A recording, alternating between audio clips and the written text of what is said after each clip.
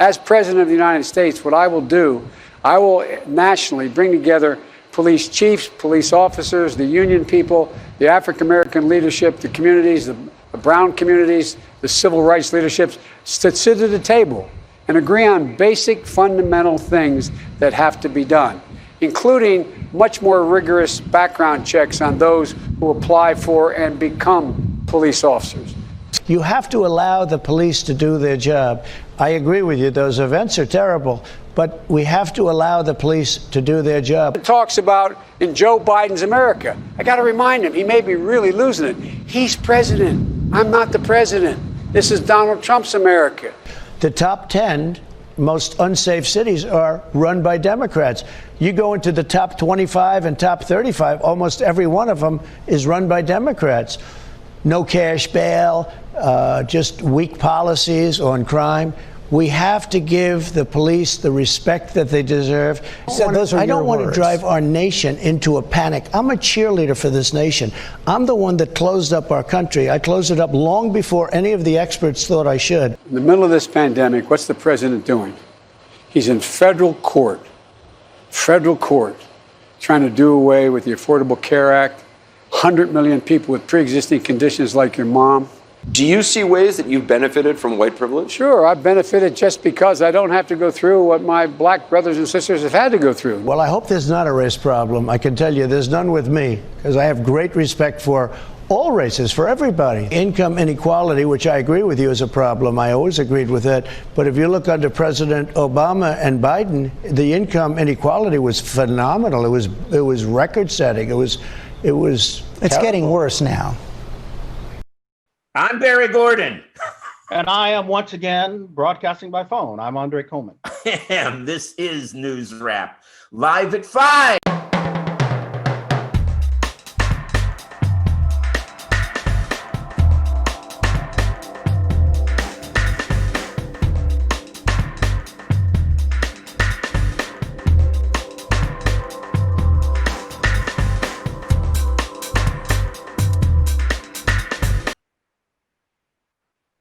So you caught us in a conversation at the beginning. We haven't talked to each other in 2 weeks. So yeah, we're catching up. We are. That's right. And here we are. Here we are, less than 7 weeks away from the election, and we thought we knew what we were going to talk about. But just before we came on the air, we got some incredibly sad news that Supreme Court Justice Ruth Bader Ginsburg has passed away at the age of 87. Yeah. And that is sad news on a number of levels. So first of all, historically, she was an extraordinary hero to particularly progressives and especially to women, and a champion of women's rights. And it's, of course, sad in a completely different way, which is that now we have to see what direction the Supreme Court is going to be taken in. There's tremendous political consequences to this because we don't know whether Mitch McConnell, the Senate Majority Leader, who was very clear that he was not going to allow Obama's nominee to the Supreme Court, Merrick Garland, be put forward because, and that was how many months before the election? Over a year, wasn't it? No, because there was a debate the day after. So it was close to election time. I'd say maybe 90 days out. That's what I'm going to guess. Mm-hmm. I'll guess, but I can kind of try to search for it in a second here. Okay, but here we're 50 days out, or less than 50 days out. But talk risk and reward here, Barry. I mean, that's right.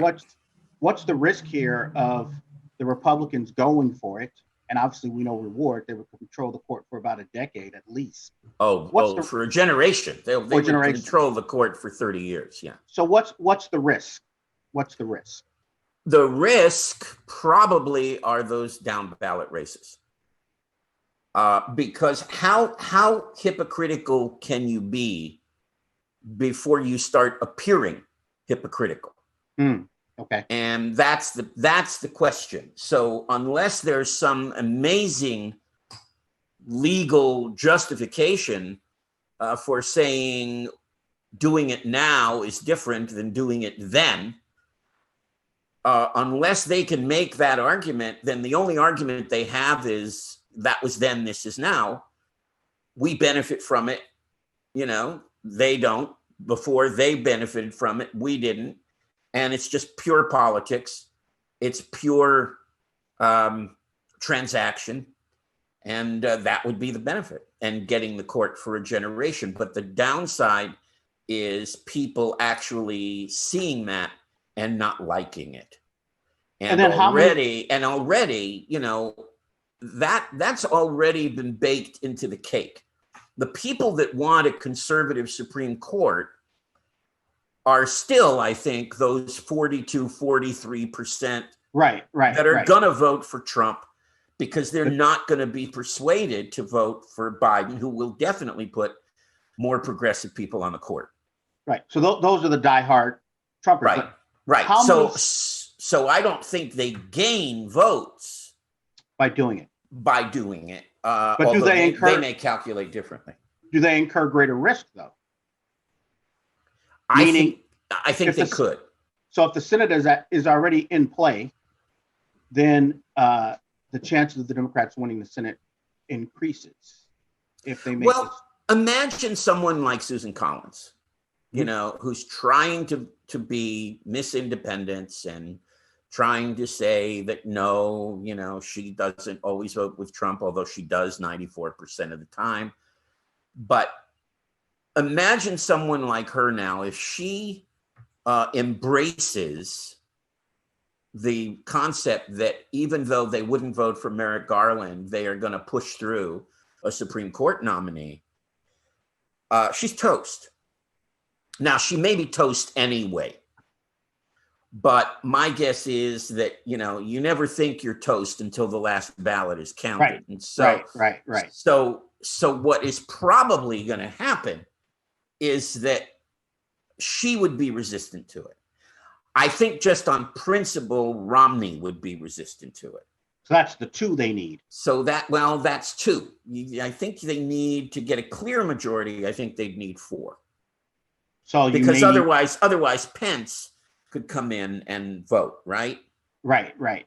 I think now it's 52-48 if we count the 2 independents as Democratic votes, which we can. And I believe that's what it is 52-48, if I'm not mistaken. So you're sitting in a position of you don't think this will happen. Most likely you don't think this will happen. I put nothing past them.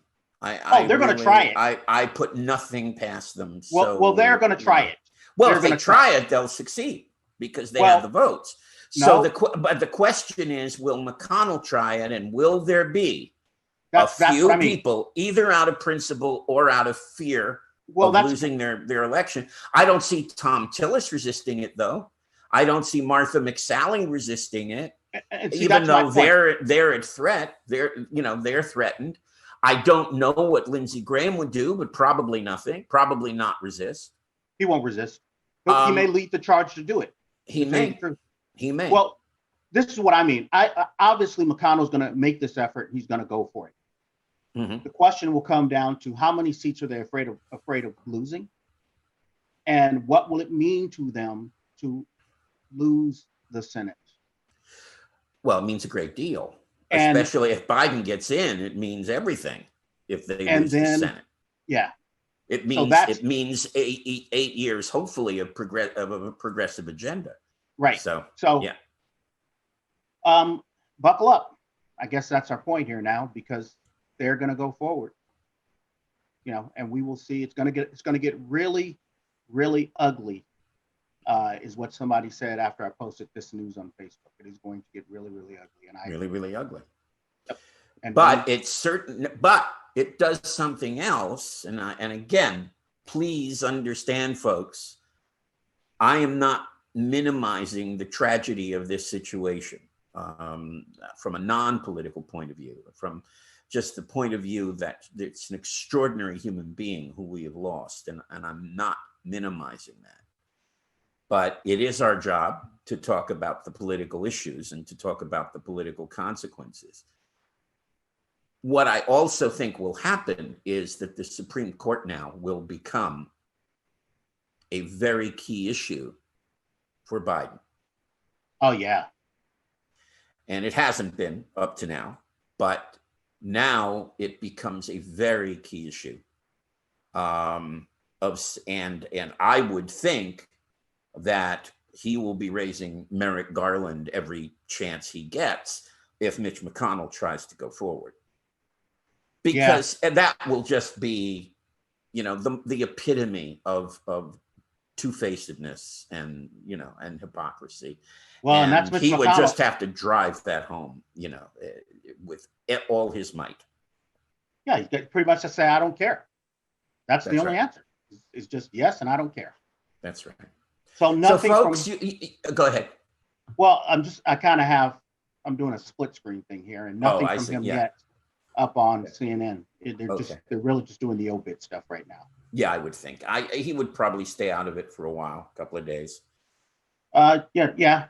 Sunday talk shows. We'll probably have more to say on next week, but right now we should definitely collectively mourn her passing, and it's a very, very sad thing. It is. She did have a good long life. 87. That's a good run. But she passed away on the eve of the Jewish New Year. So may she be blessed. And wish we had better news, but we don't. Now, if you guys want to get into this conversation, you know how to do it. Get onto, you're on Facebook if you're watching us, or possibly not. You might be watching us on Arroyo. So get onto Facebook and join the conversation, facebook.com/Pasadena Media. And we'll look forward to hearing from you and getting into a conversation and answering your questions. And maybe comments. We shouldn't have given this bad news. Maybe we should have let people stay calm. That's true. We could play it down. Yeah. Oh, bad. Anyway. It was right there. It was right there, and you had to pick it up. You couldn't let it just kind of lay there. Nope. You kind of had to pick it up. Nope. You got to grab those. Well, that's cool. That's good. But in the meantime, then, which we didn't get a chance to talk about maybe later, but, those two back-to-back town halls, one on Tuesday, one on Thursday, couldn't have been more different. And talk about a disaster. And I don't know what Trump thought he was doing. Who advises this guy to do something like this? That's what I don't know. I don't know. And who advised him to? Well, no one advised him to talk to Woodward. That was his great idea. But I mean, we have just had so many revelations in the last, while we've been off the air, in the last 2 weeks. Yep. People that have left the administration, that have been talking, people like Miles Taylor and Olivia Troy, and on and on and on. And then Mary Trump's book, and Bob Woodward's book, and Michael Cohen's book. And so it hasn't been a happy time for the president, I don't think. And that's fine, because he hasn't given us a very happy time either. So we'll see what happens. In the meantime, Biden keeps holding on, and he keeps doing okay. We do have a comment. Can they vote on a justice after election, but before the next Congress is set? Yes, they can, James. But they probably, that I don't think they would do. That's a very good question. That's a very good question. Somehow I don't think they would do it. But I could be wrong, because I think there would be enough Republicans to hold that off. Well, so what are the Democrats' options here? I know we have to go to local here in a second. Yeah. But let's talk some options for the Democrats. Okay. Because I think what Pablo raises is a great question as far as what are the options? I mean, what are the country's options? What are the Democrats' options? Oh, it is Pablo. I'm sorry. I saw Pablo. James on the bottom, but okay. It's No, that's Pablo. Hi, Pablo Morales, great friend of mine, great guy. Yeah. So talk about some options. What can the Democrats do here? Is there a way to stave this up? Politicize it. There really is not a lot. There are no institutional options that I can think of. All right. If the there is, but it gets very involved. It gets very, very involved because what they decided to do was not have this 60 vote requirement for judicial nominees. That's how Kavanaugh got through. So now that they've made that decision, the Democrats can't really filibuster it. Right. So that becomes that. It was a stupid decision. It should have been the reverse decision, by the way. I believe that the Supreme Court nominees should require a supermajority. Makes it bipartisan. Yeah, absolutely. Well, it might. Well, unless someone has an overwhelming right. But what it should do is to, and there are other concepts like doing a strike off. In other words, having the Democrats pick, one nominee, a nominee, and the Republicans pick a nominee, and have them both pick a nominee. Or there's different ways to do it if we change the Supreme Court in any major way. But that's another story for another day. We got a lot of comments. So what do we want to do? Do we want to go to local and come back to the comments, Dre, or do we want to take those comments into Facebook after we go off? Let's do local and come back to comments. Okay, let's do that. All right. Let's see what's going on. Check out the news brief. This is your local news brief for Friday, September 18th, 2020. According to the Pasadena Public Health Department, the city of Pasadena has 2,489 total COVID cases and 121 COVID-related deaths. The Pasadena Star News reports that the city is now seeing an average of 6.3 new cases per day. The rate was as high as 11.5 new cases during the second half of August and the beginning of September. Pasadena Public Health Department epidemiologist Dr. Matt Feaster warns against too much optimism and has expressed concern regarding a possible spike in cases related to Labor Day activities. Huntington Hospital reports that hospitalization and hospital positivity rates have fallen. 25 patients are now in its coronavirus unit, which is down from the peak of 71 during the month of July. Overall, Los Angeles County could advance to California's second tier of pandemic recovery if current rates and trends hold. As of Thursday, September 17th, the nearby Bobcat Fire has burned over 50,000 acres and is only 3% contained. The southern end of the fire reached within 500 feet of the Mount Wilson Observatory on Tuesday. The northern end of the fire crossed Highway 2 and is heading towards the northern edge of the Angeles National Forest.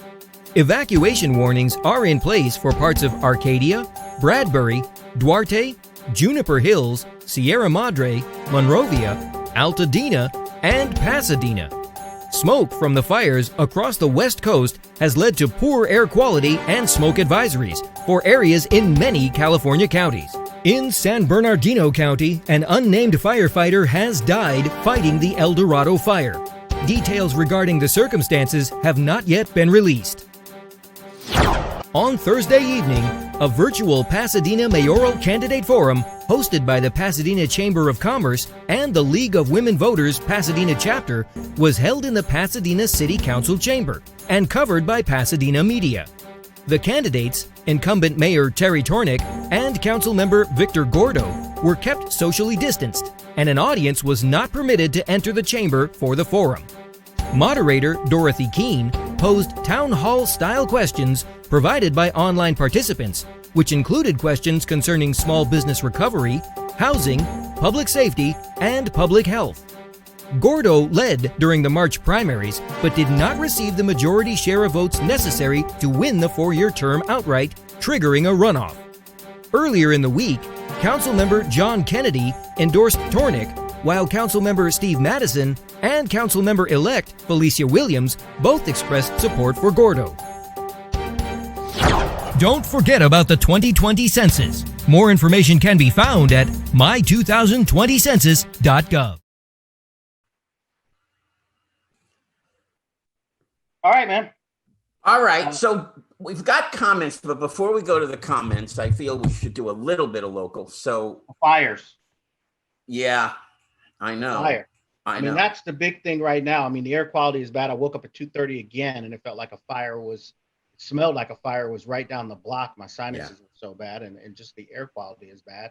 Yeah, I stopped my daily walk entirely this week. I mean, I just didn't go. Yeah, I didn't go anywhere, and part of last week. They're still fighting to save the Mount Wilson Observatory. That would be a tragedy if anything happened. It was really close a couple of nights ago. It was within 500 feet. So that fight continues, but they have a lot of firefighters surrounding the thing and in action to save it. So let's hope for that. And there were a flurry of endorsements I saw in the mayoral race. So you got Madison and Felicia Williams endorsing Gordo and John Kennedy endorsing Tornick. Yeah. And so who hasn't endorsed in the city council? Has Hampton endorsed yet? Or Hampton has not endorsed. McAustin has not endorsed, but Felicia Williams, who will replace McAustin, endorsed Gordo. Right. Masuda has not endorsed.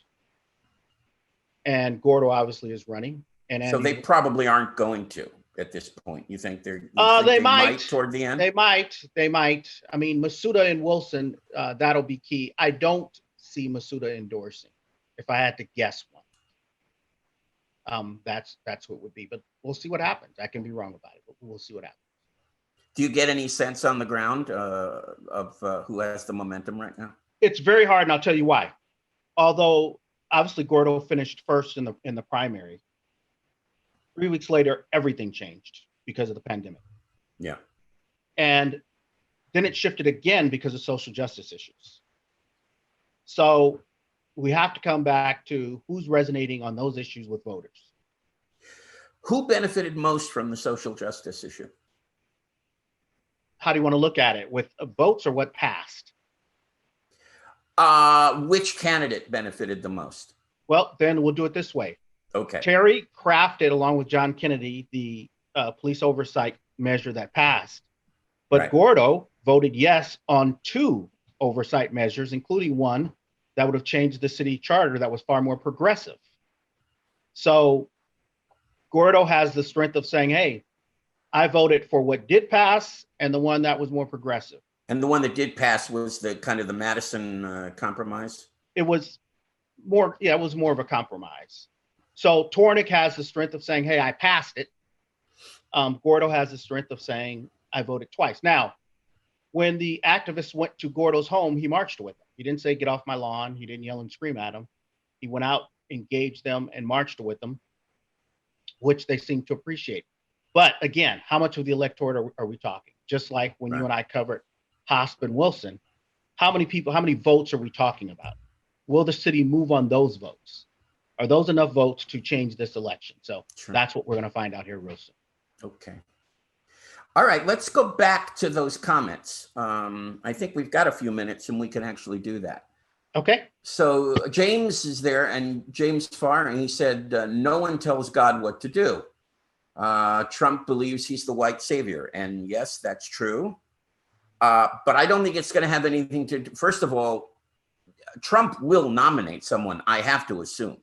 He may nominate somebody by Monday. It won't take long. This will not take long. Yeah. No, I would assume he would nominate someone. And then it's up to McConnell. And, you know, we're forgetting one thing, which is that right now he's ahead, but not by a whole lot. Does McConnell put his own seat at risk by looking hypocritical? Or do his voters not care if he's a hypocrite? And we're starting to see that more and more, by the way, on the part of these voters. They don't care if there's hypocrisy, if there's lying, if there's deceit. Well, the 37 to 43% that back Trump, that's not going to change. You said that already. No. And Trump's MO from day one has been invigorate his base, not creating new voters. Mm-hmm. So again, he will think that this is great for his campaign. Right.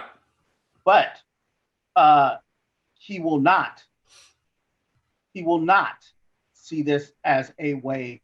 This will not move anyone towards him who's against him. Right. Let's put it like that. No, I That's agree. what he will suffer from. I agree. You know, I agree with you'll that. see how tone deaf he is in this. Yeah. What I'm- And then Emmanuel Nahira says for Trump's base, they love the peace treaty he got for Israel and 2 Arab states. True. But Trump's base loves the lunch he got. Big deal. Big deal. Well, I mean, if this was a normal race and he That was would be a a big normal president, that would be a very big deal. Right. But it's not a normal race, and he's not a normal president. And I think the cake is pretty well baked, as Well, I've been saying right Here's now. the deal. There aren't a does lot not- of undecided voters. And I'll tell you why. It does not matter what Trump does. It does not matter the peace treaty, the pick. Yes, that will invigorate his base. They'll rah rah and jump up and down. But people who look like me and level-headed people like you, we will not get past the racism. We will not get past the bigotry. No, The hate is in the way of looking at the accomplishment. that's right. And that's just the way life works on everybody. That's right. So- I totally agree with that. Shall we stay on for a few minutes? Yeah, let's do it. Okay, so we're going to stay on for a few minutes. So come join us in Studio B. And I'm We're Barry gonna rush- Gordon. I'm That's- Andre Coleman. So we're going to leave our homes and go to Studio B. Yeah, right. News. This is NewsRap live at 5. Heading to Facebook. All right. Studio B. Stick around. See ya.